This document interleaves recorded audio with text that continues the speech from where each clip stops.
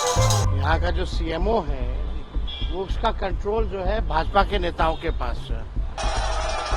BPSC के अधिकारियों को बिल्कुल गंभीरतापूर्वक विचार करना चाहिए।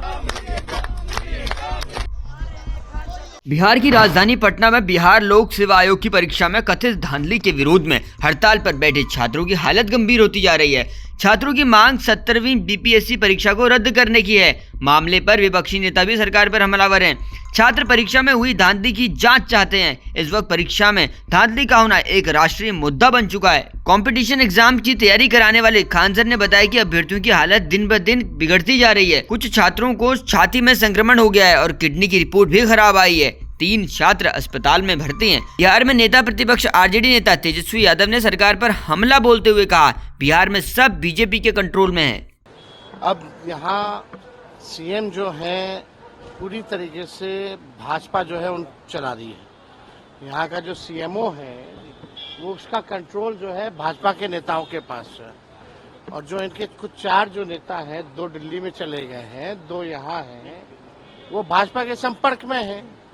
तो पूरी तरीके से कंट्रोल जो है अब अमित शाह जो है कर रहे हैं। पटना यूनिवर्सिटी और सेंट्रल यूनिवर्सिटी का दर्जा को लेकर भी अब बात होने लगी है। अभ्यर्थी इतने कड़ाके की ठंड में ही भूख हड़ताल पर बैठे हैं, लेकिन सरकारी सिस्टम है कि सुध लेने को तैयार ही नहीं है। सांसद पप्पू यादव भी बीते दिन प्रदर्शन पर कर रहे छात्रों के बीच धरने पर जा बैठे।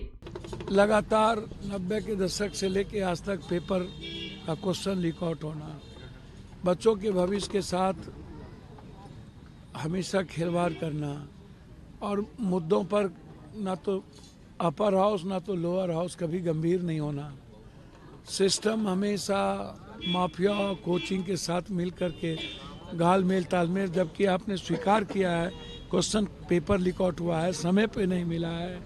आपने हर बात को स्वीकार करने के बाद उसके बावजूद आप कैंसिल नहीं कर रहे हो। कहीं मुर्गा भात चल रहा है, कहीं आप कह रहे हो 12,000 के बच्चों का यदि आप एग्ज़ाम दोबारा कंडक्ट करोगे और सेम पैटर्न पर आप एग्ज़ाम लोगे तो 4 लाख बच्चे तो गए बूट लड़ने, हमारे समाप्त हो जाएंगे। इस पूरे मामले पर राज्यसभा सांसद उपेंद्र कुशवाहा ने क्या कहा वो भी आपको सुनाते हैं और साथ ही आरजेडी सांसद मनोज झा का बयान भी सुनाते हैं, जिसमें वो अभ्यर्थियों के साथ खड़े रहने की बात कर रहे हैं। बीपीएससी के अभ्यर्थी की मांगों पर बीपीएससी के अधिकारियों को बिल्कुल गंभीरतापूर्वक विचार करना चाहिए, गौर करना चाहिए, उनको देखना चाहिए। उनकी लड़ाई को मुकम्मल हमारा साथ है, उनकी पॉलिटिकल लड़ाई नहीं है, इसलिए हमारा नैतिक समर्थन है। जिस फोरम पर भी कहेंगे हम उनके पक्ष में खड़े रहेंगे।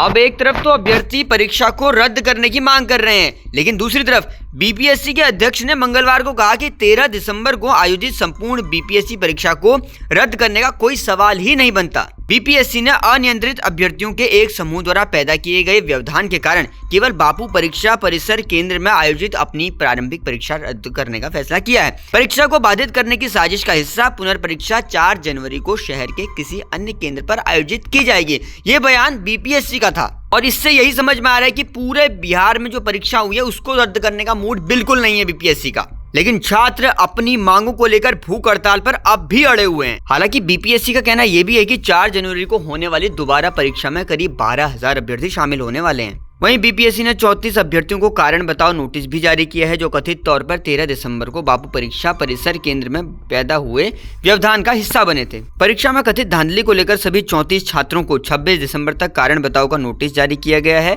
और उन्हें जवाब देने को कहा गया है। आयोग उनके जवाब की जांच करेगा और फिर उचित निर्णय लेगा। जो लोग अपना जवाब देने में विफल रहे तो उनके मामले में आयोग अपने पास उपलब्ध साक्ष्यों के आधार पर निर्णय ले लेगा। फिलहाल तक बीपीएससी की ओर से यह पूरा बयान सामने आ रहा है, लेकिन दूसरी तरफ धरने पर अभी भी अभ्यर्थी जमे हुए हैं, बैठे हुए हैं और कड़ाके की ठंड में भूख हड़ताल पर हैं। आप बताइएगा कि देश का सबसे बड़ा मुद्दा बन चुके परीक्षाओं में धांधली का होना, इस पर बिहार में पॉलिटिक्स हो रही है क्या?